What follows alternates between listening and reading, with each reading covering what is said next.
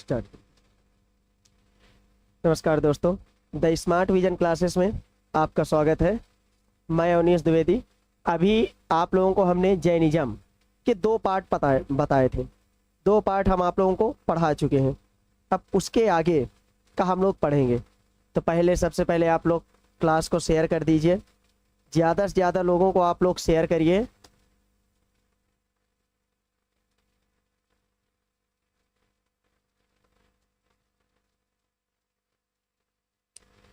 आप लोग क्लास को ज़्यादा से ज़्यादा शेयर करिए ताकि और भी लोग जुड़ सकें। और आज हम लोग एक बहुत ही महत्वपूर्ण टॉपिक के बारे में चर्चा करने जा रहे हैं, जो कि हमारा जैनिज्म का पार्ट 3 है। अब इसमें हम लोग आगे क्या क्या पढ़ेंगे उसके बारे में हम लोग देख लेते हैं। तो पहले एक बार आप लोग क्लास को शेयर कर दीजिए। ज़्यादा से ज़्यादा लोगों को आप लोग शेयर करते रहिए। क्लास को शेयर करते रहिए मित्रों। तो पहले आपको एक महत्वपूर्ण सूचना बता देते हैं, जो कि अभी हम लोग यहाँ कुछ बैचेस प्रारंभ हो रहे हैं, उसके बारे में आप लोगों को सूचनाएं दे दी जाएंगी। तो अभी हम लोग चलिए इसमें देखते हैं। अभी हमने आप लोगों को बताया था, जो पिछली क्लास थी, पिछली क्लास में जैनिज्म के बारे में बताए थे। उसमें आप लोग देखिए, जो जैनिज्म में मुक्ति के मार्ग बताए गए हैं। आप लोग जानते हैं कि बुद्धिज्म में भी मुक्ति के मार्ग थे, जैनिज्म में भी मुक्ति के मार्ग थे। तो जो जैनिज्म में मुक्ति के मार्ग बताए गए हैं उनके बारे में हम लोग देख लेते हैं कि क्या क्या मार्ग बताए गए हैं। तो हमने आपको बताया था, श्वेता तिवारी सर, थ्योरी जी थ्योरी ही पढ़ाएंगे हम। तो जैनिज्म को हम लोग देख लेते हैं। हमने पिछले 2 क्लासेस में जो पढ़ा था उसके आगे का जैनिज्म हम लोग देखते हैं कि क्या था। कि जैसे कि आप लोग जानते हैं कि बुद्धिज्म में जब हम मुक्ति प्राप्त करते हैं, जब हम निर्वाण को प्राप्त करते हैं, तो उसके लिए कुछ मार्ग बताए गए हैं। तो इसी प्रकार से आपके यहाँ पर भी 3 रत्नों का उल्लेख किया गया है। जो आपका जैनिज्म है, जैनिज्म में भी आपके 3 रत्नों का उल्लेख किया गया है। तो यहाँ पर जो 3 रत्न हैं उनको हम लोग 3 जौहर के नाम से भी जानते हैं। इसको हम लोग 3 जौहर के नाम से भी जानते हैं। जैसे कि आप लोग जानते हैं जो त्रिरत्न है, त्रिरत्न के अलावा हम इनको 3 जौहर के नाम से भी जानते हैं। क्या बोलते हैं? 3 जौहर। और इनको अनुशीलन आवश्यक है। अब इसमें देखिए, जो कैवल्य का आधार है, जब जैनिज्म में जब आप लोग ज्ञान प्राप्त करते हैं तो उसको क्या बोला जाता है? कैवल्य बोला जाता है। ज्ञान प्राप्त करने को क्या बोला जाता है? तो कैवल्य बोला जाता है। तो कैवल्य जब हम प्राप्त करते हैं तो वहां पर 3 नियम आपको फॉलो करने पड़ते हैं: सम्यक दर्शन, सम्यक ज्ञान एवं सम्यक आचरण। जैनिज्म की एक थ्योरी है जो कि ये लोग मानते हैं कि हमको 14 चरणों को पार करके जाना होता है। कहीं पर भी हम 14 सोपानों को पार करते हैं। जब हम अज्ञानता से ज्ञानता की ओर जाते हैं, अनभिज्ञता आप लोग जानो कि जब हमको किसी भी चीज का ज्ञान नहीं है तो हम अनभिज्ञता से जब हम ज्ञान की ओर जाते हैं तो हमको 14 पड़ाव पूरे करने पड़ते हैं। और 14वां पड़ाव आपका क्या होता है? निर्वाण होता है। तो आपका जो 13वां पड़ाव होता है उसको आप क्या बोलते हैं? कैवल्य बोलते हैं। तो आप कैवल्य कब प्राप्त करते हैं? तो आप 13वें जब सोपान होता है, 13वें सोपान को क्या बोला जाता है? जब आप कैवल्य प्राप्त करते हैं, ज्ञान की जब प्राप्ति होती है तो उसको क्या बोला जाता है? 13वें सोपान में आपको ज्ञान की प्राप्ति होती है। और इसमें जब ज्ञान की प्राप्ति कर लेते हैं तो जैन धर्म के होते हैं जिनको ज्ञान प्राप्त हो जाते हैं, उनको हम क्या बोलते हैं? अरहत बोलते हैं। क्या बोलते हैं? उनको हम अरहत बोलते हैं। जिसको ज्ञान प्राप्त हो जाता है उसको हम क्या बोलते हैं? अरहत बोलते हैं। अरहत क्या होता है? तो इसके बारे में आप लोग जान लीजिए कि जो जैनिज्म में ज्ञान प्राप्त कर लेते हैं, जिनको ज्ञान प्राप्त हो जाता है, उनको हम अरहत के रूप में जानते हैं। अरहत, जो आप लोग समझिए, जो अरहत होते हैं, अगर सिद्धांत की शिक्षा देने की क्षमता हासिल कर लेते हैं। अब ये जो अरहत है, ये अगर सिद्धांत की शिक्षा देने की, अगर ये लोग सिद्धांत की शिक्षा देने लगे तो इनको हम क्या बोल देते हैं? तीर्थंकर बोल देते हैं। अगर ये यही अरहत क्या करने लगते हैं? सिद्धांत की शिक्षा देने लगते हैं। क्या करते हैं मित्रों? सिद्धांत की शिक्षा, सिद्धांत की शिक्षा देने लगते हैं तो इनको हम क्या नाम से जानते हैं? तीर्थंकर नाम से जानते हैं। क्या नाम से जानते हैं? तीर्थंकर नाम से जानते हैं।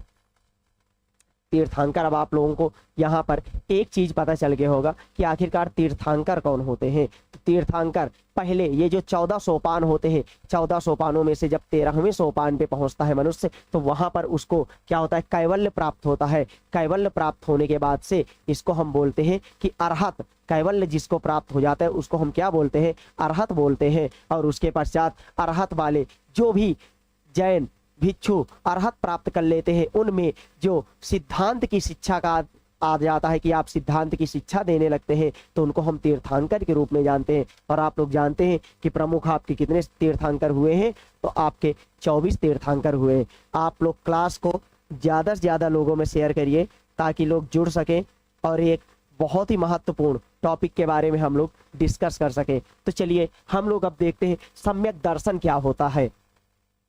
आखिरकार जो त्रिरत्न है, त्रिरत्न में सम्यक दर्शन क्या होता है, तो उसके बारे में हम देख लेते हैं। सत में विश्वास, सम्यक श्रद्धा। सम्यक दर्शन को हम लोग श्रद्धा नाम से भी जानते हैं। सम्यक दर्शन को क्या नाम से? श्रद्धा नाम से भी जानते हैं। तो सत में विश्वास जो कोई करते हैं, सम्यक श्रद्धा कहलाता है। इसमें क्या क्या चीजें आती हैं? तो आपका पहला है यहाँ पर संदेह से दूर रहना, जिसको हम बोलते हैं निशंकित। मतलब किसी पे भी संदेह नहीं करना है, संदेह से हमको दूर रहना है, तो इसको क्या बोला जाता है? निशंकित। और सांसारिक सुख की अभिलाषा न करना। जो भी सांसारिक सुख है, सांसारिक सुखों की किसी भी प्रकार की अभिलाषा नहीं करना है हमको। जब हम अभिलाषा नहीं करेंगे किसी प्रकार की, तो उसको हम क्या बोलते हैं? निष्कासित। क्या बोलते हैं? निष्कासित। और फिर उसके बाद माया से दूर रहना। जो आप रुपए पैसों में डूबे रहते हैं, माया रूपी जाल में फंसे हुए हैं, तो माया रूपी जाल से आपको क्या होना है? मुक्त होना है। और जब आप माया से दूर हो जाते हैं तो उसमें क्या, उसको क्या बोलते हैं? निविर चिकित्सक। क्या बोलते हैं? निविर चिकित्सक।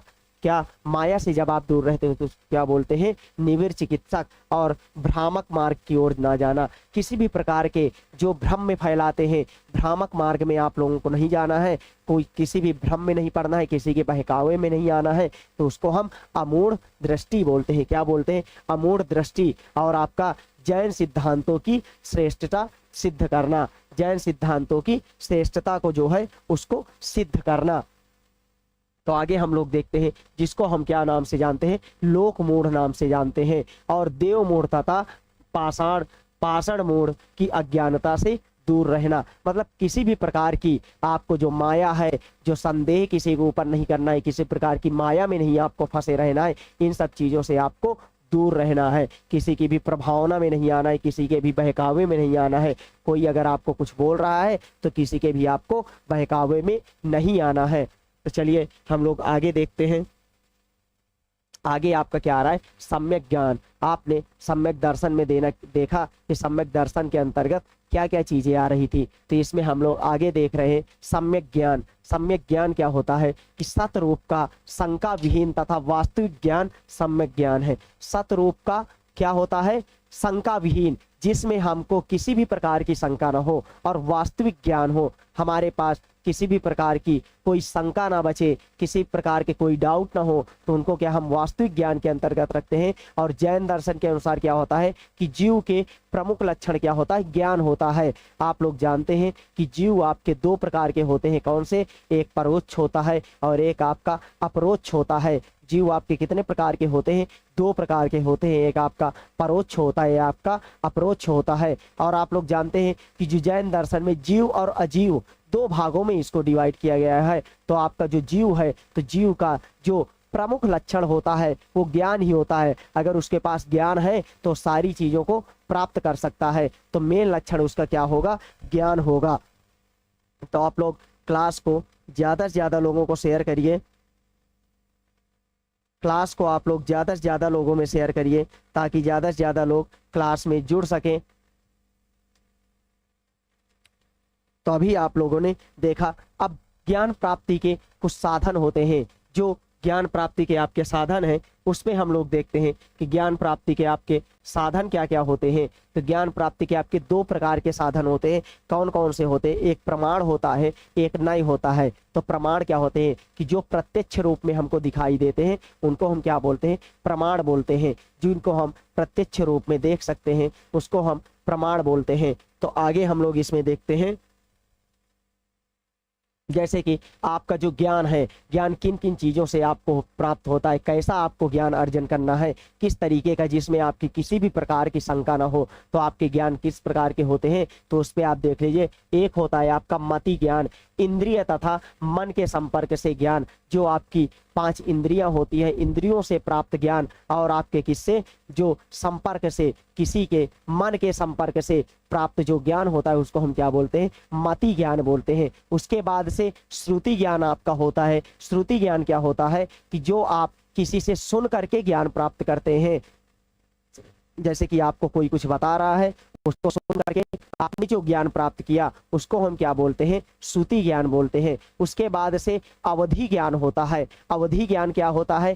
काल ज्ञान, जिसको हम बोलते हैं कि कहीं पर रखी गई कोई वस्तु है उससे जो हमको ज्ञान प्राप्त होता है, अलौकिक ज्ञान प्राप्त होता है। मान लीजिए कोई मूर्ति है, कोई कुछ रखा हुआ है, उसको देख करके हमको जो ज्ञान प्राप्त होगा, उसको देख करके जो चीज़ें हमको प्राप्त हो रही हैं उससे मिला जो ज्ञान होगा उसको हम क्या बोलेंगे? अवधि ज्ञान के रूप में बोलेंगे। उसके बाद आपका कौन सा होता है? तो आपका होता है इसमें मनः पर्याय। कौन सा होता है? मनः पर्याय। मनः पर्याय क्या होता है? कि जब आप दूसरे के मस्तिष्क को पढ़ लेते हैं और उसको जान लेने का ज्ञान रखते हैं कि कौन क्या सोच रहा है, उसके बारे में आप लोग जानने का ज्ञान रखते हैं, तो उसको हम क्या बोलते हैं? मस्तिष्क ज्ञान बोलते हैं। क्या बोलते हैं मित्रों? मस्तिष्क ज्ञान बोलते हैं। मनः पर्याय क्या होता है? दूसरों के मन को पढ़ लेना या जान लेने का जो ज्ञान होता है उसको हम क्या बोलते हैं? मस्तिष्क ज्ञान।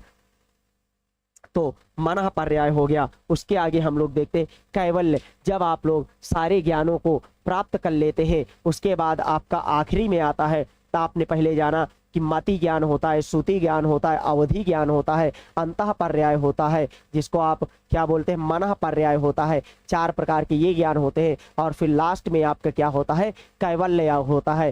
कैवल्य क्या होता है? कि जब आप संपूर्ण ज्ञान प्राप्त कर लेते हैं तो उसको हम कैवल्य बोलते हैं। सर्वोच्च एवं पूर्ण ज्ञान जो होता है उसको क्या बोला जाता है? कैवल्य बोला जाता है। ज्ञान के जो समस्त आवरण होते हैं, जो आपके जितने भी ज्ञान के होते हैं, उनका जब क्षय होने की होती है, आत्मा का जो शुद्ध रूप होता है उसको हम क्या बोलते हैं?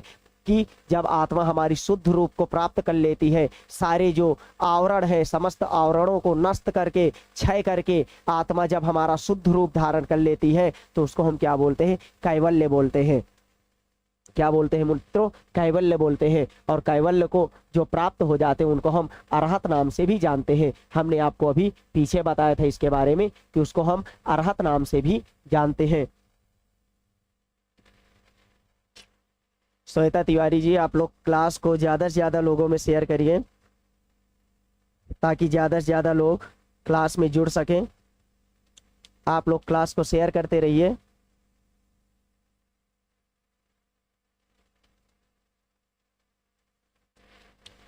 क्लास को आप लोग ज़्यादा से ज़्यादा लोगों में शेयर करिए ताकि लोग जुड़ते रहें। तो चलिए हम लोग आगे देखते हैं। इसके बाद क्या आता है आपका? संलेखना। संलेखना आखिरकार क्या होता है? इसको हम संथारा नाम से भी जानते हैं। बौद्ध भिक्षुओं में एक परंपरा बनाई गई है जो कि आपकी संलेखना विधि, जो संलेखना होता क्या है आखिरकार, पहले इसके बारे में हम लोग देख लेते हैं कि संलेखना जो है वो है क्या। तो संलेखना आपका जो होता है कि जब आप मृत्यु को धारण कर, जैन भिक्षु भिक्षुणी जो उपासक होते हैं वो, Pratima Awasthi ji good afternoon. Good afternoon ma'am. तो आप लोग क्लास में ज्वाइन करते रहिए, ज़्यादा से ज़्यादा लोगों को आप लोग शेयर करिए। तो क्लास को शेयर करते रहिए आप लोग।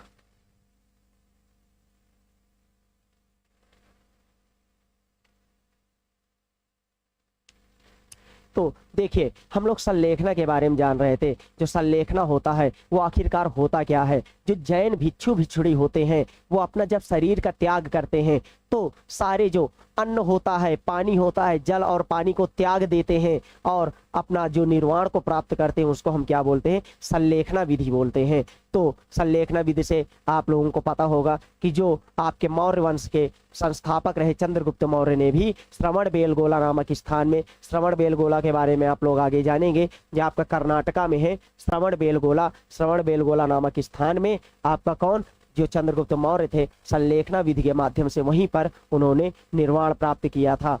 क्या किए थे? निर्वाण को प्राप्त किए थे। जब 12 वर्ष का अकाल वहां पर पड़ा था, तो 12 वर्ष के अकाल पड़ने के उसके दुख में वो चले जाते हैं कर्नाटक, और कर्नाटक में जाकर के वहां पर संलेखना विधि के माध्यम से अपने शरीर का त्याग कर देते हैं चंद्रगुप्त मौर्य। तो ये होती है आपकी संलेखना विधि। और इसको संथारा जो होता है, श्वेतांबर जो होते हैं, इस विधि को क्या नाम से जानते हैं? श्वेतांबरों द्वारा जो ये प्रक्रिया होती है उसको हम क्या नाम से? संथारा नाम से जानते हैं। जो ये संथारा है, ये आपके किनके? जो आपके श्वेतांबर होते हैं, श्वेतांबर जो होते हैं वो अगर जो इस विधि के द्वारा, जो उपासना के द्वारा अपने शरीर का त्याग करते हैं उसको हम क्या नाम से जानते हैं? संथारा नाम से जानते हैं। और जो संलेखना होती है यह किनके द्वारा होती है? जो दिगंबर संप्रदाय के लोग होते हैं, तो उन लोग जब कौन? दिगंबर संप्रदाय के जो लोग होते हैं वो लोग जब शरीर का त्याग करते हैं, निर्वाण को प्राप्त करते हैं, तो उसको हम क्या बोलते हैं? संलेखना विधि बोलते हैं। तो आगे हम लोग देख लेते हैं। जब आहार का नियंत्रण करते हैं, उपवास के द्वारा शरीर त्यागने की जो प्रक्रिया होती है उसको हम क्या कहते हैं? संलेखना कहते हैं। संलेखना का शाब्दिक अर्थ क्या होता है? अच्छाई का लेखा जोखा करना। संलेखना का शाब्दिक अर्थ क्या होता है? अच्छाई का लेखा जोखा करना। श्वेतांबरों द्वारा इस प्रक्रिया को अपनाया जाना क्या बोलते हैं? संथारा बोलते हैं। तथा दिगंबरों द्वारा इस प्रक्रिया को अपनाया जाना क्या बोला जाता है? संलेखना बोला जाता है। इसके बारे में हमने आप लोगों को अभी बताया कि जो इनके द्वारा इसको अपनाया जाता है तो उसको हम क्या बोलते हैं? संलेखना बोलते हैं, श्वेतांबरों के द्वारा। ये आपका बहुत ही महत्वपूर्ण है। उसके बाद से सलाका पुरुष। अच्छा, ये सलाका पुरुष होते क्या है?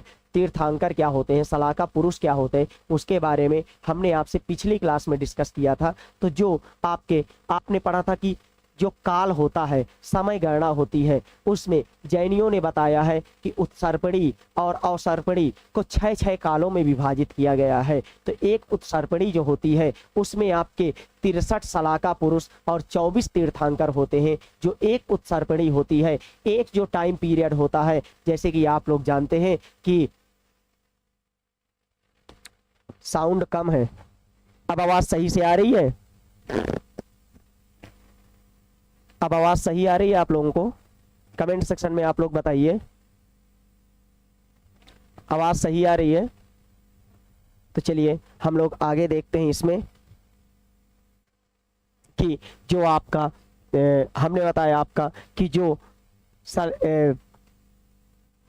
आपकी जो ये संलेखना विधि के बाद हम आपको बता रहे थे अवसर्पणी और उत्सर्पणी के बारे में। जो आपका टाइम पीरियड होता है, समय गणना होती है, वहां पर उत्सर्पणी अवसर्पणी में 2 प्रकार में इसको बांटा गया है। एक उत्सर्पणी में आपके 63 सलाका पुरुष और 24 तीर्थांकर होते हैं। 63 सलाका पुरुषों में क्या होता है? आपके 12 चक्रवर्ती होते हैं, 9 बलभद्र होते हैं, 9 नारायण होते हैं और 9 प्रतिरान नारायण आपके शामिल होते हैं। और आपका हम बता दें कि सलाका पुरुषों में ही श्री कृष्ण को भी इन्हीं में शामिल किया गया है। अच्छा, सलाका पुरुष में होता क्या है? महान पुरुष, जो महान होते हैं उनको क्या बोलते हैं? सलाका पुरुष बोला जाता है। तो आप लोग बता दें, प्रथम जो चक्रवर्ती थे, प्रथम चक्रवर्ती किनको माना जाता है? भरत को माना जाता है। भरत कौन थे? हमने आपको बताया था कि भरत है कौन? भरत है ऋषभ देव के पुत्र। हमने आपको एक जानकारी दी थी कि भारत जो है ऋषभ देव के पुत्र थे। 2 पुत्र माने जाते हैं ऋषभ देव के। वैसे तो हम लोग जब पढ़ते हैं जैन धर्म के में उसमें पाया जाता है कि ऋषभ देव के 100 पुत्र थे। उसके बारे में हम लोग जानते हैं कि जो भारत और बाहुबली नाम से 2 पुत्र थे, तो भारत जो है उनको राजपाट दे दिया जाता है और उनको प्रथम चक्रवर्ती सम्राट बोला जाता है। क्या बोला जाता है? प्रथम चक्रवर्ती सम्राट बोला जाता है। किनको? आपके भारत को बोला जाता है। तो उसके बाद जो आचार्य हेमचंद्र कृत त्रिषष्टि सलाका पुरुष है, इन्हीं में इनके चरित्र चित्रण मिलता है। तो ये आपकी पुस्तक है। किन इनके लेखक कौन है? हेमचंद्र। और उन्होंने क्या लिखा है? त्रिषष्टि सलाका। क्या लिखा है? त्रिषष्टि सलाका। और उसमें इनके चरित्र चित्रण जो होते हैं उनका विवरण मिलता है। उसके बाद हम लोग देखते हैं कि जो सलाका पुरुष, हमने अभी आपको बताया कि श्री कृष्ण को भी सलाका पुरुष में शामिल किया गया, मतलब महान पुरुषों में बताया गया है श्री कृष्ण के बारे में भी। अब उसके बारे आगे हम लोग देख लेते हैं कि आपकी जो दूसरी जैन सभा हुई है, तो दूसरी जैन सभा के बारे में हम लोग जान लेते हैं कि दूसरी जैन सभा में आखिरकार क्या क्या चीज़ें ऐड की गई थी, क्या क्या चीज़ें हुई थी। तो उसके बारे में देख लेते हैं हम लोग कि ये हुआ कब था? 513 से 526 के बीच में। कहाँ पर? गुजरात के वल्लभी में आयोजित किया गया था। और इसके जो अध्यक्ष थे कौन थे? देवाधिगण। इसके अध्यक्ष कौन थे? देवाधिगण इसके अध्यक्ष थे। तो इसके बारे में हम कुछ चीज़ें आपको बता देते हैं। तो कौन थे इसके अध्यक्ष? तो उस पर हम देख लेते हैं। द्वितीय जो जैन समिति है उसके बारे में कुछ चीज़ें हम लोग देख लेते हैं कि द्वितीय जैन समिति आखिरकार कैसे कहाँ पे हुई थी, उसके बारे में देख लेते हैं। अब देखिए कुछ जो चीज़ें हैं तो द्वितीय जैन समिति में आपके कहाँ पर आयोजित की गई थी? तो जो मैत्रक वंशीय थे,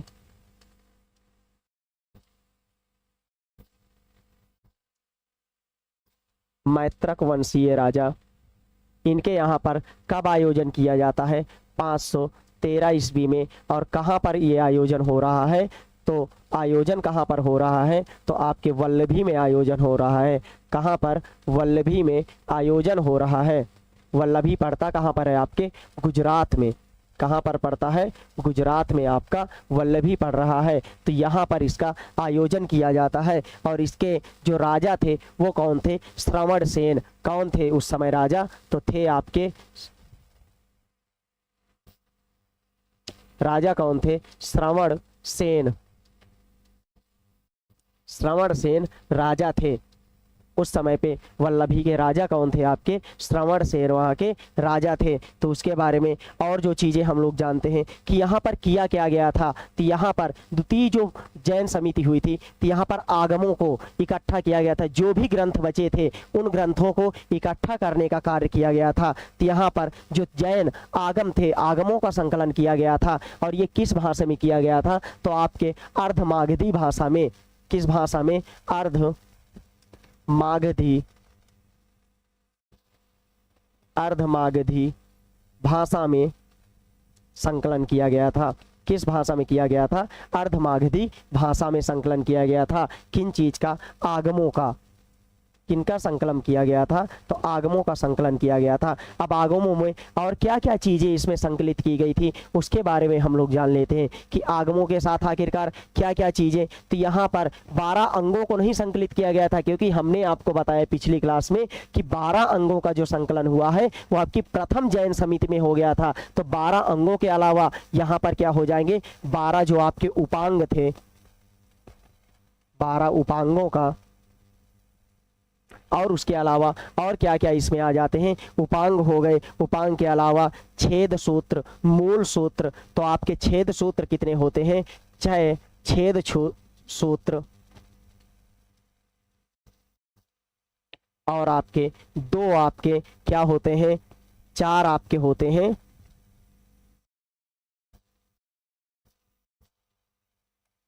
चार आपके मूल सूत्र होते हैं।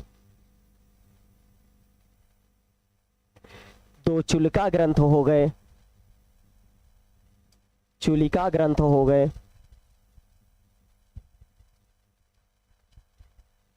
इनका क्या किया गया था? संकलन किया गया था। किनका किया गया था? इनका सबका संकलन किया गया था। और किस में किया गया था? आपका द्वितीय जो जैन सभा हुई थी उसमें इनका संकलन किया गया था। तो उसके आगे हम लोग देख लेते हैं।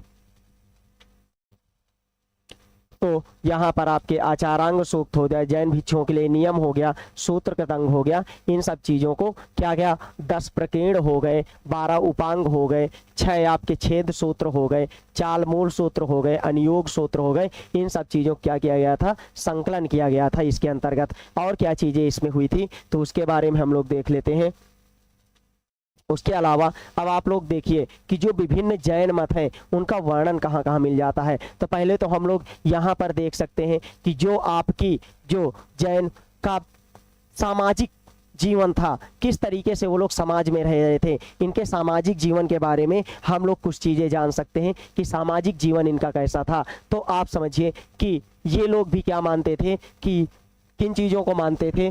तो आपके जो जैन धर्म के थे, जैन धर्म जाति और वर्ण व्यवस्था को नहीं मानते थे। ये लोग क्या कहते थे, जैसे बौद्धिज्म था उसी प्रकार से ये लोग अपनी जाति व्यवस्था को मानते थे। और ये क्या कहते हैं कि इनके जो आदि पुराण है, आदि पुराण के अनुसार एक वर्णन आता है। आदि पुराण में क्या आता है कि जो आपके क्षत्रिय वैश्य और शूद्रों का जो सृष्टि हुई है, जो निर्माण हुआ है, क्षत्रिय वैश्य और शूद्र, उनका निर्माण किसने किया है, ऋषभ देव ने किया है। लेकिन उसके पश्चात जो प्रथम चक्रवर्ती हुए राजा भारत, जो कि ऋषभ देव के पुत्र माने जाते हैं, उन्होंने ब्राह्मणों का निर्माण किया है। तो इसमें आप लोग समझिए कि जब आप हिंदुइज्म में जाते हैं तो ब्राह्मणों को उच्च स्थान दिया गया है, लेकिन आप जैनिज्म में आएंगे तो जैनिज्म में क्या बोला गया है, ब्राह्मणों को श्रेष्ठ वर्ण तो बोला गया है कि ब्राह्मण श्रेष्ठ वर्ण में आते हैं, लेकिन यहाँ पर जो आपके ब्राह्मणों का निर्माण बोला गया है तो क्षत्रिय शूद्र और वैश्य के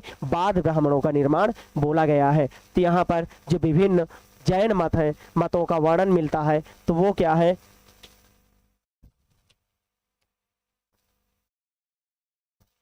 इसमें जो आपके वर्णों के बारे में मिलता है कि हमको ये जो आपके 12 अंग हैं, 12 अंगों के बारे में वर्णन मिलता है। 12 अंग आपके कौन कौन से होते हैं, तो उस पे हम लोग देख लेते हैं कि 12 अंग में क्या क्या आपके आएंगे। तो उसमें क्या क्या चीजें हैं। पहला होता है आपका 12 अंगों में, पहला क्या है, आचारांग सूक्त। क्या होता है पहला अंग, आचारांग सूक्त होता है। आचारांग सूक्त के अंतर्गत क्या क्या चीजें आती हैं, तो इसमें है जैन भिक्षु भिक्षुणों के लिए क्या दिया गया है, इसमें नियम दिया गया है। क्या दिया गया है, जैन भिक्षु भिक्षुणी जो होते हैं उनके लिए यहाँ पर नियम बताए गए हैं। उसके अलावा जो दूसरा है उसको क्या हम बोलते हैं, सूत्र कृदंग नाम से जानते हैं। क्या नाम से जानते हैं, सूत्र कृदंग नाम से जानते हैं। इसमें क्या क्या चीजें ऐड की गई हैं, तो उस पर हम देख लेते हैं कि उसमें सूत्र कृदंग में क्या है कि जैन जो भिक्षु भिक्षुणी होते हैं उनके लिए जो आप दिनचर्या कर रहे हैं उन चीज़ों का वर्णन किया जाता है। और जो आपका तीसरा है स्नांग जैन, इसमें क्या है कि धर्म के विभिन्न सिद्धांतों का वर्णन दिया गया है। जो आपका क्या स्नांग जैन है, इसमें क्या दिया गया है, आपका धर्म के विभिन्न सिद्धांतों का वर्णन किया गया है। क्या किया गया है, धर्म के विभिन्न सिद्धांतों का वर्णन किया गया है। उसके अलावा जो समवायाग जैन होता है, चौथा आपका अंग क्या है, समवायाग जैन, इसमें क्या है, धर्म के विविध सिद्धांतों का वर्णन दिया गया है कि आपको किस किस तरीके से क्या कार्य करने हैं, जो आपके सिद्धांत हैं उनको किस तरीके से करना है, उसके बारे में यहाँ पे बताया गया है। उसके अलावा हम लोग देख लेते हैं भगवती सूत्र, महावीर व अन्य समकालीन जैन मुनियों के जीवन, जैन सिद्धांत व स्वर्ग व नरक का वर्णन दिया गया है। जो आपका पांचवा अंग है, पांचवा अंग के अंतर्गत क्या क्या चीजें आपकी आती हैं कि भगवती सूत्र और जो महावीर के बारे में, भगवती सूत्र आपका क्या होगा, पांचवा हो जाएगा। ये पांचवा आपका क्या हो जाएगा, भगवती सूत्र। इसमें क्या है कि महावीर और महावीर के जो समकालीन जैन मुनि हैं उनके जीवन कृतियां, कि उन्होंने जीवन में क्या किया, कैसे क्या कार्य किए, उनके बारे में। और उसके अलावा जो जैन सिद्धांत हैं, स्वर्ग व नरक का वर्णन यहाँ पर दिया गया है।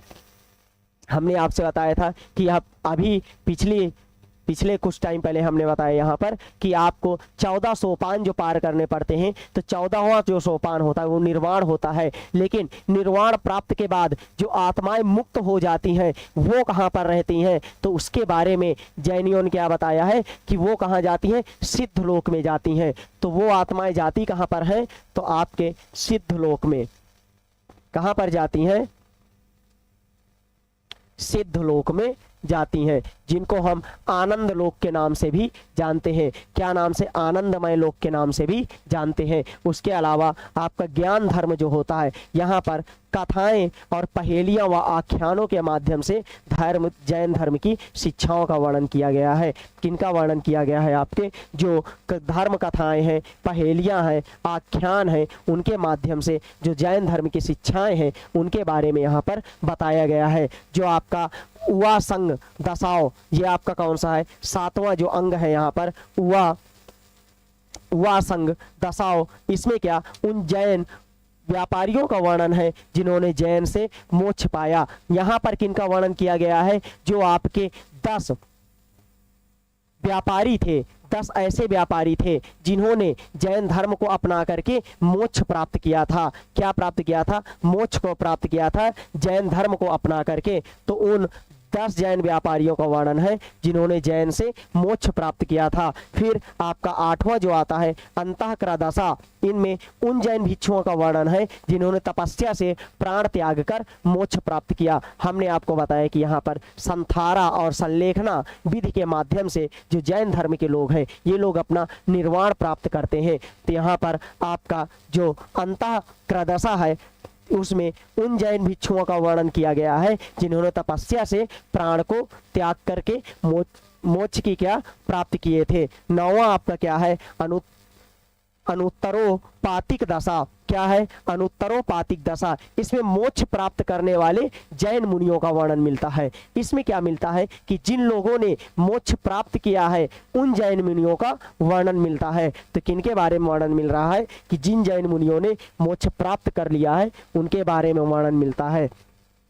10वां आपका क्या हो जाएगा, प्रश्न व्याकरण। इसमें क्या है कि प्रश्नोत्तर के रूप में जो आपकी शिक्षाएं दी गई हैं, जो आपके प्रश्नोत्तर के रूप में शिक्षाओं का वर्णन किया गया है कि किसमें 10 शिक्षाओं व 10 निबंधों का उल्लेख मिलता है। किन किन चीज़ों का उल्लेख मिलता है, तो यहाँ पर 10 शिक्षाओं व 10 निबंधों का उल्लेख मिलता है। आपका 11वां क्या हो जाएगा, विकाक श्रुतम। इसमें कर्म फलों की कहानियां बताई गई हैं। क्या बताई गई हैं, कर्म फलों की कहानियां 11वें में आपके बताई गई हैं। और आपका जो 12वां है उसको क्या बोलते हैं, दृष्टिवाद। 12वां क्या है आपका, दृष्टिवाद। यहाँ पर क्या है कि यह पूरा नहीं है, जो दृष्टिवाद है यह आपका पूरा नहीं है। इसमें क्या है कि आपके जो तीर्थंकर है स्थूलबद्ध के काल टाइम की घटनाएं हैं पर यह भी आपकी नष्ट हो चुकी हैं। किसके बारे में, स्थूलबद्ध के काल की कुछ घटनाएं हैं दृष्टिवाद में, वो भी पूरी आपकी नष्ट हो चुकी हैं। तो जितने आपके अंग हैं उनके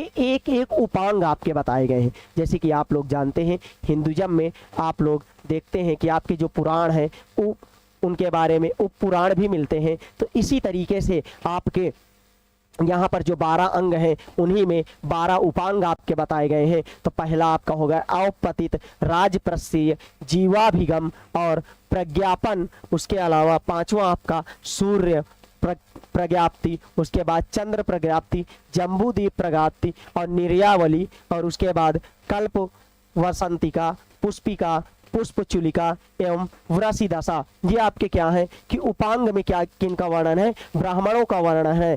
किनका वर्णन किया गया है उपांगों में, तो यहाँ पर आपके ब्राह्मणों का वर्णन किया गया है। और प्राणियों का क्या किया गया है, वर्गीकरण किया गया है। और यहाँ पर खगोल विद्या के बारे में बताया गया है। आपके जो उपांग हैं, उपांगों में क्या खगोल विद्या के बारे में, ब्राह्मणों के बारे में और इनका प्राणियों का वर्गीकरण किया गया है, काल विभाजन किया गया है तथा मरणोपरांत जीवन की घटनाओं के बारे में वर्णन किया गया है कि मनुष्य का मरने के बाद क्या होता है, उसके बाद की जीवन घटनाओं के बारे में वर्णन किया गया है।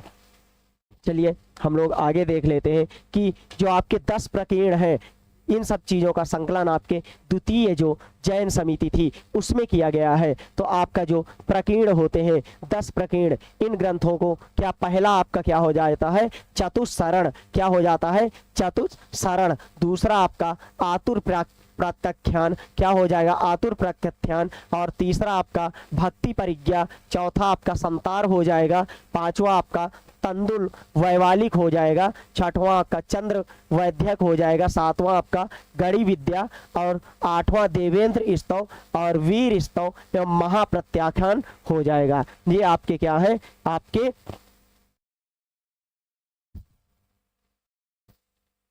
आपके ये क्या है, देवेंद्र स्तव, वीर स्तव एवं महाप्रत्याख्यान। ये आपके क्या है 10 प्रकीर्णों के अंतर्गत आते हैं। 10 प्रकीर्ण जो है इनका संकलन भी आपके द्वितीय बौद्ध समिति में किया गया था। और फिर आपके इसके बाद आते हैं 6 छेद सूत्र। ये आपके जो छेद सूत्र हैं इनका भी आपका विवरण कहाँ पर मिल जाता है। इनमें जो बौद्ध विनय पिटक के समान भिक्षुओं के लिए विधि एवं नियम संकल्प बताए गए हैं। छेद सूत्रों, ये क्या होता है कि यहाँ पर जो छेद सूत्र होते हैं, यहाँ पर जैसे विनय पिटक में बौद्ध धर्म के जो भिक्षु भिक्षुणी होते हैं उनके लिए नियम बताए गए हैं, तो यहाँ पर भी ये नियम बताए गए हैं। इनको आप लोग लिख लीजिएगा या तो इन चीज़ों को आप लोग याद कर लीजिएगा, क्योंकि इनके बारे में आपसे बहुत बार क्वेश्चन पूछे जा चुके हैं।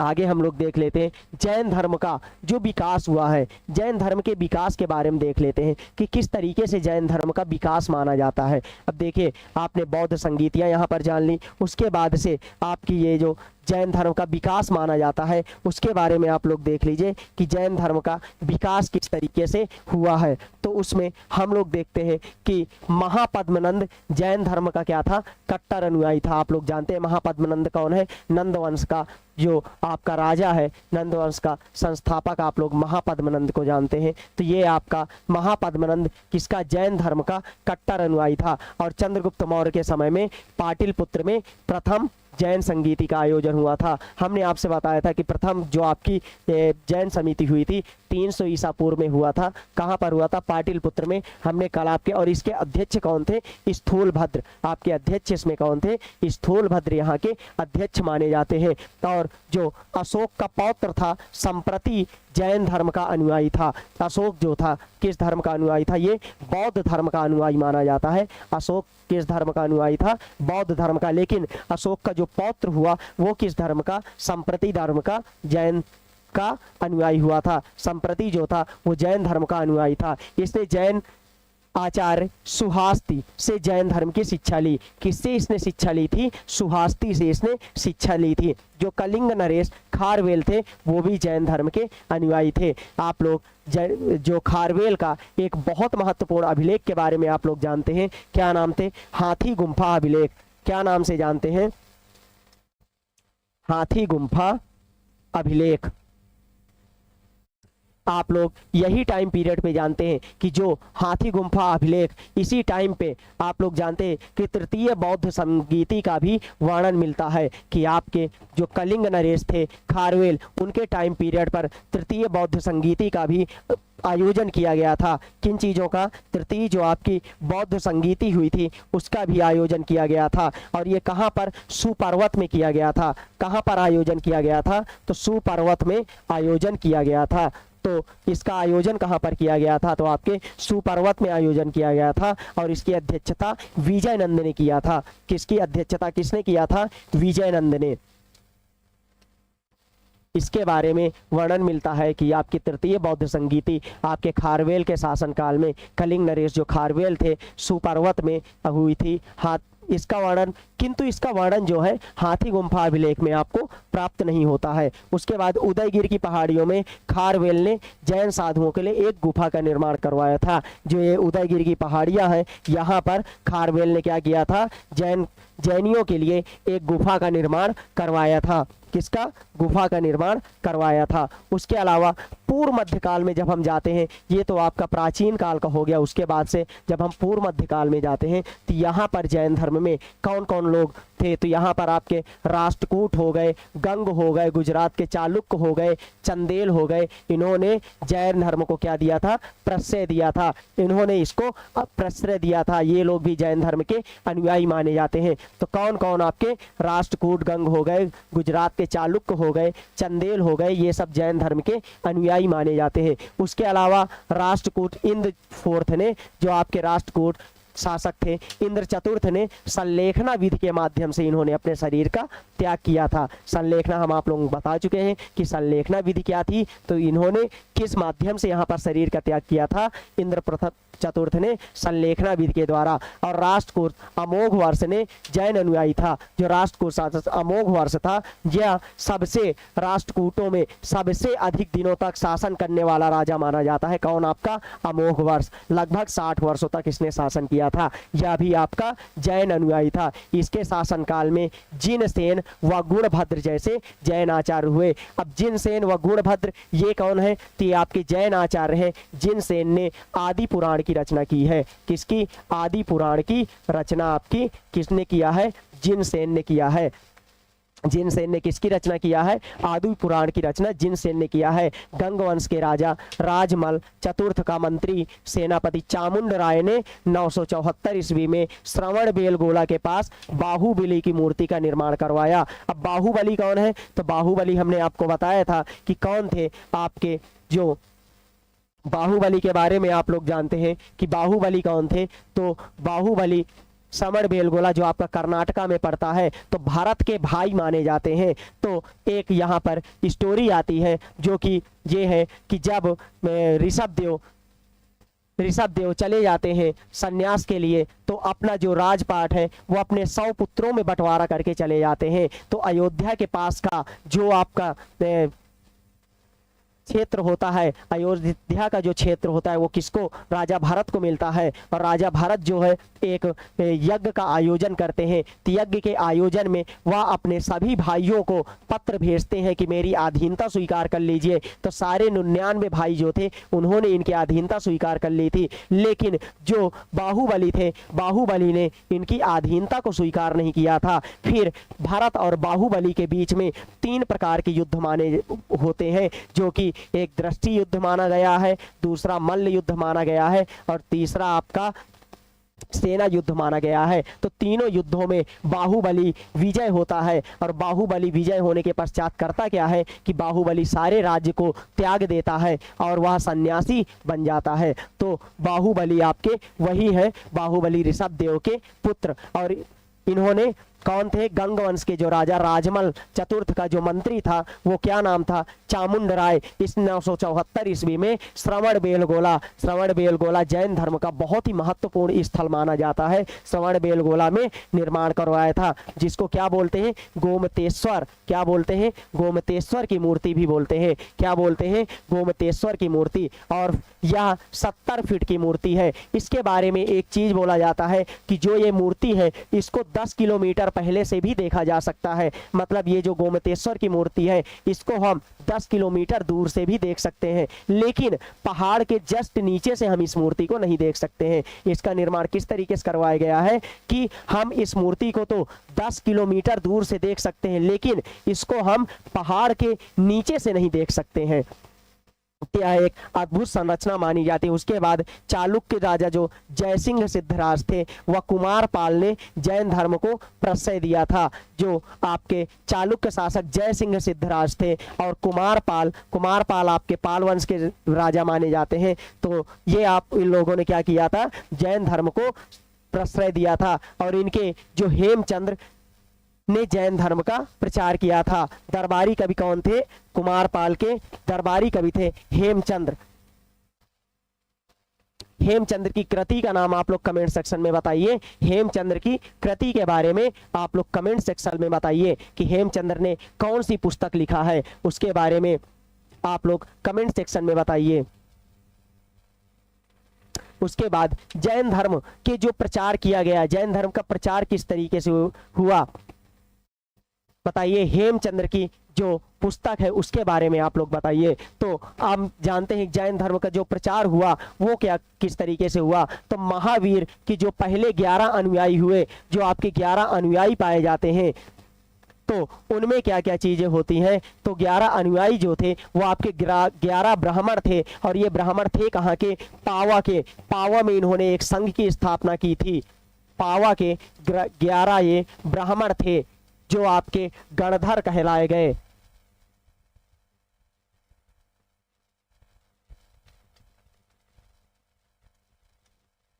पावा के ये 11 ब्राह्मण थे जो गणधर कहलाए थे। और गणधर ये कौन कौन से थे? इंद्रभूति हो गए, वायुभूति, अंकपित, मंडित, अचल भ्राता, प्रभास, अग्निभूति, व्यक्त, मौर्य, सुधर्मन एवं मेतार, ये आपके 11 गणधर जो आपके प्रमुख माने जाते हैं।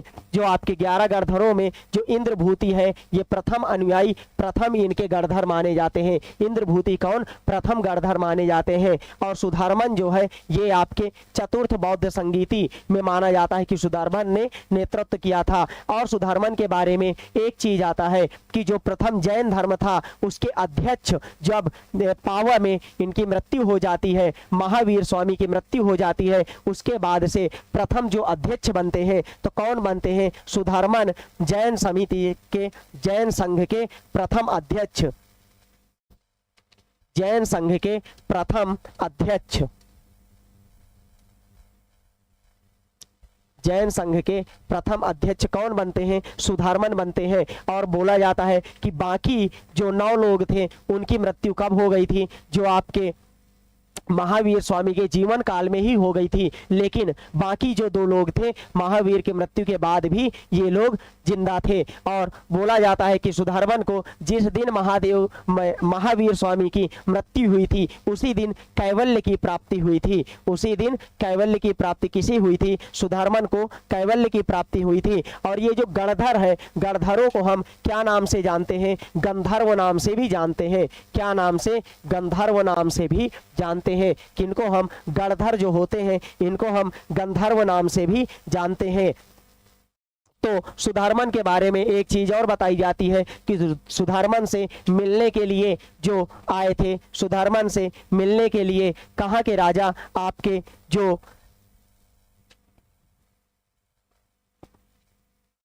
आप लोग क्लास को शेयर करते रहिए, ज्यादा से ज्यादा लोगों को शेयर करते रहिए। तो आप लोग जानते हैं कि अजात शत्रु सुधर्मन से मिलने के लिए अजात शत्रु चंपा के लिए गए थे। कहाँ गए थे? चंपा गए थे। आप लोग चंपा जान रहे होंगे, ये आपके जो गणराज्य है उनकी राजधानी। तो हमने आपसे हेमचंद्र कृति पूछा था कि हेमचंद्र की कृति क्या है, उसके बारे में आप लोग बताइए। तो ये आपके 2 गणधरों के बारे में हो गया। इसके बाद से हमने आपको बताया था कि इंद्रभूति और सुधर्मन के अलावा सभी महावीर के जीवन काल में मर गए थे। सुधर्मन महावीर के बाद जैन धर्म का पहला अध्यक्ष बना। सुधर्मन के बाद जम्बू 44 वर्षों तक अध्यक्ष रहा। अंतिम नंद राजा के समय संभूति विजय व भद्रबाहु संघ के अध्यक्ष रहे। जो अंतिम नंद राजा है महापद्मनंद के बारे में हम लोग जानते हैं। नंद राजा कौन है? अंतिम महापद्मनंद। तो उनके समय पे कौन थे? संभूति विजय व भद्रबाहु संघ के अध्यक्ष थे। संभूति विजय की मृत्यु चंद्रगुप्त मौर्य के समय में हुई। उनके शिष्य स्थूल भद्र थे। संभूति जो थे, संभूति की मृत्यु किसके टाइम पीरियड में होती है? तो जो आपके मौर्य वंश के संस्थापक होते हैं, कौन होते? चंद्रगुप्त मौर्य, उनके टाइम पीरियड में होता है। और उनके जो शिष्य होते हैं स्थूल भद्र, स्थूल भद्र के समय में ही क्या होता है? स्थूल भद्र उनके शिष्य होते हैं और स्थूल भद्र ही चंद्रगुप्त मौर्य को शिक्षा प्रदान करते हैं जैन धर्म की। तो उसमें आप लोग आगे देखेंगे कि इस समय मगध में 12 वर्षों का भीषण अकाल पड़ा और चंद्रगुप्त भद्रबाहु के साथ दक्षिण में चले गए। और भद्रबाहु के साथ जाकर के चंद्रगुप्त ने श्रवण बेलगोला में संलेखना विधि के माध्यम से अपने प्राणों को त्याग कर दिया। तो इसके बाद हम लोग आगे देख लेते हैं, कुछ हमारे क्वेश्चन है। ये आपका हो गया जैन धर्म के बारे में। तो अब हम लोग यहाँ से PYQ करेंगे। अगली जो हमारी क्लासेज होंगी तो जैन धर्म के PYQ होंगे। उसके बाद आप लोग बताइएगा कमेंट सेक्शन में कि अब आप लोग किस धर्म के बारे में आप लोग जानना चाहते हैं। हमने अभी तक इस्लाम धर्म बता दिया, उसके बाद से बौद्ध धर्म बता दिया, उसके बाद जैन धर्म बता दिया। तो कुछ क्वेश्चन है उनको हम लोग कर लेते हैं, जल्दी से इनको करते हैं। उसके बाद फिर आप लोग कमेंट सेक्शन में बताइएगा कि अगला जो टॉपिक है वो आप लोग क्या पढ़ना चाहते हैं, किस टॉपिक के बारे में आप लोग जानना चाहते हैं। तो आप लोग जितने ज़्यादा लोग कमेंट सेक्शन में बताएंगे वही टॉपिक आप लोगों को बताया जाएगा। तो चलिए, जैन धर्म के संस्थापक कौन थे आप लोग कमेंट सेक्शन में बताइए। जल्दी जल्दी इन सब चीज़ों के आंसर दीजिए तो ताकि हम इनको जल्दी से कर सकें। तो देखिए यहाँ पर जैन धर्म के संस्थापक कौन थे? श्री ऋषभदेव। देखिए जो आपके वास्तविक संस्थापक माने जाते हैं, ऋषभ देव नहीं यहाँ पर माने जाएंगे, महावीर स्वामी माने जाएंगे। क्या माने जाएंगे? महावीर स्वामी। क्योंकि क्वेश्चन में अगर महावीर स्वामी दिया गया है तो आपके आंसर क्या हो जाएगा? महावीर स्वामी होगा। तो क्या हो जाएगा? ए नंबर सही हो जाएगा। दूसरा आपका, जैन धर्म के 24वें तीर्थंकर कौन थे? बताइए आप लोग, जैन धर्म के 24वें तीर्थंकर कौन थे? आप लोग बताइए कि जैन धर्म के जो 24वें तीर्थंकर थे वो आपके कौन थे? ए, सी नंबर। दूसरे का क्या हो जाएगा? सी। 24वें तीर्थंकर आपके कौन थे? महावीर स्वामी। ऋषभ देव आपके पहले थे, पहले तीर्थंकर। ये आपके 23वें तीर्थंकर थे और संभवनाथ आपके चौथे तीर्थंकर थे। कौन थे? चौथे तीर्थंकर थे। और ये आपके 24वें तीर्थंकर थे। तो चलिए आगे देखते हैं, महावीर स्वामी का जन्म कहां पर हुआ था? तो आप लोग बताइए इस क्वेश्चन को, तीसरे क्वेश्चन को, महावीर स्वामी का जन्म कहां पर हुआ था? इसके बारे में आप लोग बताइए कि महावीर स्वामी का जन्म कहां पर हुआ था।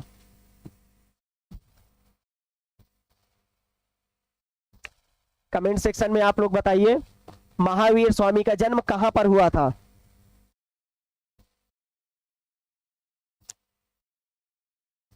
बताइए आप लोग कहां पर हुआ था महावीर स्वामी का जन्म? श्वेता तिवारी जी बिल्कुल सही, वैशाली में। और आपका लुम्बिनी में किसका जन्म हुआ था? गौतम बुद्ध का जन्म हुआ था। गौतम बुद्ध का जन्म कहां पर हुआ था? लुम्बिनी में। कुंडलवन क्या है? कुंडलवन में आपकी चतुर्थ बौद्ध संगीति हुई थी। क्या हुआ था? चतुर्थ बौद्ध संगीति कहां पर हुई थी? कुंडलवन में। और आपका राजगृह क्या है? यहां पर आपकी प्रथम बौद्ध संगीति हुई थी। क्या हुआ था? प्रथम बौद्ध संगीति कहां पर? राजगृह में। श्वेता तिवारी, तीसरे का सी, बिल्कुल गलत। आप लोग क्वेश्चन को सही से देख नहीं रहे हैं। आप लोग क्वेश्चन देखेंगे तो सही आंसर आप लोग दे पाएंगे।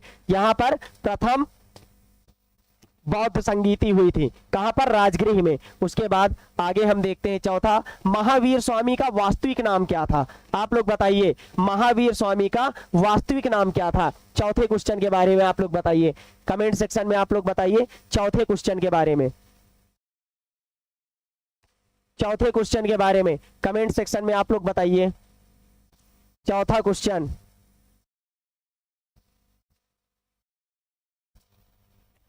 आप लोग बताइए कमेंट सेक्शन में चौथा क्वेश्चन। चौथा क्वेश्चन के बारे में आप लोग बताइए। अब दिख रहा है आप लोगों को?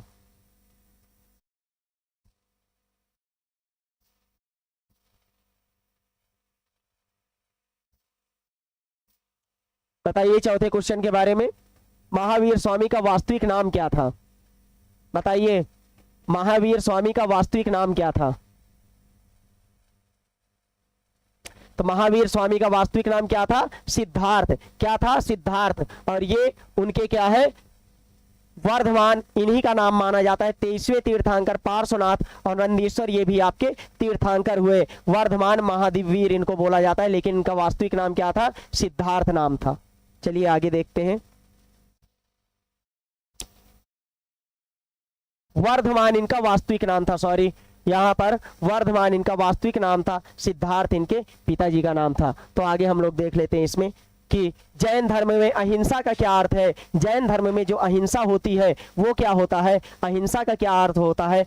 सत्य बोलना, किसी जीव को हानि ना पहुंचाना, चोरी ना करना, संयम रखना। आप लोग बताइए कि इसमें क्या हो जाएगा?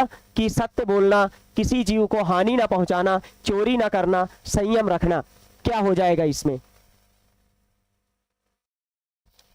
बताइए आप लोग कि इसमें क्या हो जाएगा?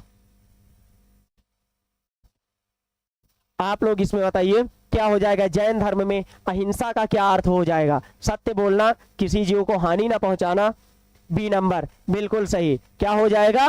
किसी जीव को हानि ना पहुंचाना। अगला देखते हैं, जैन धर्म में कितने तीर्थंकर हुए हैं? तो ये तो आप सबको पता होगा, डी नंबर 24 तीर्थंकर। और आपके कितने तीर्थंकर हुए हैं? 24 तीर्थंकर। उसके बाद सातवां, महावीर स्वामी कितने वर्ष की आयु में संन्यास लिए थे? इसके बारे में आप लोग बताइए कि महावीर स्वामी जो है कितने वर्ष में संन्यास लिए थे? सातवें का आंसर आप लोग बताइए। दिव्या, दिव्या बिल्कुल सही। कितने वर्ष में? 30 वर्ष की अवस्था में इन्होंने संन्यास लिया था। कितने वर्ष की अवस्था में? 30 वर्ष की अवस्था में इन्होंने संन्यास लिया था। और 42 वर्ष की अवस्था में क्या हुआ था कि इनमें क्रियामण सिद्धांत और बहुरथ सिद्धांत दो में विवाद हुआ था और यहीं से जैन धर्म में विच्छेद होने लगा था। और ये 42 वर्ष की अवस्था में जब ये ज्ञान प्राप्ति के 12वें वर्ष पहुंचे थे, 12वें वर्ष, तो इस वर्ष किनके साथ इनका विच्छेदन हुआ था? तो जमाली के साथ। किनके साथ? जमाली। और जमाली कौन थे? इनके प्रथम क्या थे? अनुयायी थे, प्रथम अनुयायी। और इनके कौन थे? दामाद व भांजे अनुयायी। क्रियामण मृत सिद्धांत क्या होता है कि क्रियामण मृत सिद्धांत है कि जैसे ही हम कार्य को करते हैं वो पूरा हो जाता है। लेकिन उन्होंने बोला, जमाली ने इस सिद्धांत से, जमाली क्या थे? पूरी तरीके से संतुष्ट नहीं थे। वो क्या कह रहे थे कि बहुरथ का सिद्धांत, कि हम किसी कार्य को जब प्रारंभ करते हैं, जब तक वह पूरा नहीं हो जाता है तब तक उसको हम पूर्ण नहीं बोल सकते हैं। कब तक नहीं पूरा बोल सकते हैं? जब तक वह हमारा पूरा नहीं हो जाएगा। लेकिन महावीर स्वामी इसके विपरीत में थे। वो क्या कहते थे कि हमारा जो बहुरथ, जो क्रियामण सिद्धांत होता है, ये क्या होता है कि जैसे ही हम क्रिया करते हैं वैसे ही कार्य हमारा पूरा हो जाता है। तो आगे हम देखते हैं जैन धर्म के अनुयायियों का पवित्र ग्रंथ क्या कहलाता है? आप लोग बताइए कि जैन धर्म के जो अनुयायी होते हैं उनके पवित्र ग्रंथ क्या कहलाते हैं?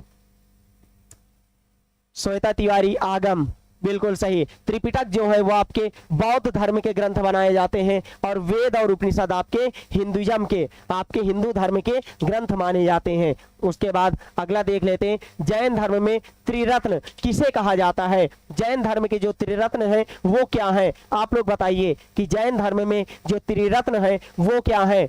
इसमें आप लोग बताइए कि जो त्रिरत्न होते हैं वो क्या है? इसमें जैन धर्म में त्रिरत्न क्या माने जाते हैं? कमेंट सेक्शन में आप लोग बताइए इसके बारे में। जैन धर्म में त्रिरत्न किसे बोला जाता है? त्रिरत्न कौन होते हैं? बताइए आप लोग कमेंट सेक्शन में कि त्रिरत्न क्या है जैन धर्म में। कमेंट सेक्शन में आप लोग बताइए त्रिरत्नों के बारे में कि जैन धर्म में जो त्रिरत्न है उनको क्या बोला जाता है? बी नंबर, बिल्कुल सही। जो आपके क्या है? सम्यक दर्शन, सम्यक ज्ञान और सम्यक आचार। और आपके सम्यक आचार के अंदर ही आपके सत्य, अहिंसा, अस्तेय, ये आपके जो 5 माने जाते हैं, जिसमें पुद्गल आपके जुड़ जाएंगे, ये आपके क्या होते हैं? इसके सम्यक आचार के अंतर्गत ही आते हैं। धर्म, अर्थ, काम, मोक्ष, ये आपके किसके हैं? इसमें चौथा मिल जाएगा मोक्ष। ये आपके क्या हो जाएंगे? हिंदुइज्म के हो जाते हैं, जो आपके हिंदुइज्म में माना जाते हैं। तो अगला हम देख लेते हैं, ये आपका लास्ट है, जैन धर्म के अनुयायी किस देवता की पूजा नहीं करते हैं? इनमें से जो आपके तीर्थंकर हो गए, ब्रह्मा हो गए, महावीर हो गए, पार्श्वनाथ हो गए, इनमें से कौन से ऐसे देवता हैं जिनकी पूजा नहीं करते हैं ये लोग? बताइए आप लोग, जैन धर्म के जो अनुयायी होते हैं वो किस देवता की पूजा नहीं करते हैं? बताइए आप लोग कि इसमें किस धर्म की, किस देवता की ये लोग पूजा नहीं करते हैं?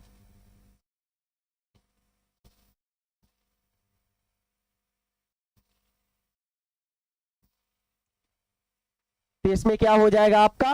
B number. क्या हो जाएगा? B number, Brahma. किसकी पूजा नहीं करते हैं? ब्रह्मा की ये लोग पूजा नहीं करते हैं। बाकी तीर्थंकरों की भी पूजा करते हैं, महावीर की भी, पार्श्वनाथ की भी। तो ये आपका जैनिज्म यहां से आपका समाप्त होता है। अब हम इसके PYQ अगली क्लास में देखेंगे। जो आपकी कल की क्लास होगी उसमें हम MCQ के बारे में देखेंगे। जो MCQ इसके महत्वपूर्ण क्वेश्चन है उसके बारे में हम लोग देखेंगे। तो ये हमारे कुछ कोर्सेस हैं, उनके बारे में आप लोग देख लीजिए कि इसमें आपके जो आप ये जो देख रहे हैं आप लोग, द स्मार्ट विजन क्लासेस, यहाँ पर आप लोग जाएंगे गूगल प्ले स्टोर में, यहाँ से आप लोग इसको डाउनलोड कर सकते हैं। द स्मार्ट विजन क्लासेस में आप लोगों की TGT की, PGT की, LT, GIC और UGC नेट JRF की क्लासेस स्टार्ट हो चुकी हैं। इसके अलावा आपकी CTET की हो गई, UP टेट की हो गई, स्टेट टेट की हो गई, DSSB हो गया, BPSC हो गया, KVS और NVS और आपके जैसे कि केंद्रीय विद्यालय हो गया, और जो ये आपके नवोदयन है और EMRS, इन सब चीज़ों की क्लासेस स्टार्ट हो चुकी हैं। तो आप लोग गूगल प्ले स्टोर से जाकर के इसको डाउनलोड कर सकते हैं और ज़्यादा से ज़्यादा लोग जुड़ने का कार्य करें। चलिए धन्यवाद। कल आप लोगों से मुलाकात होती है एमसीक्यू की क्लास में।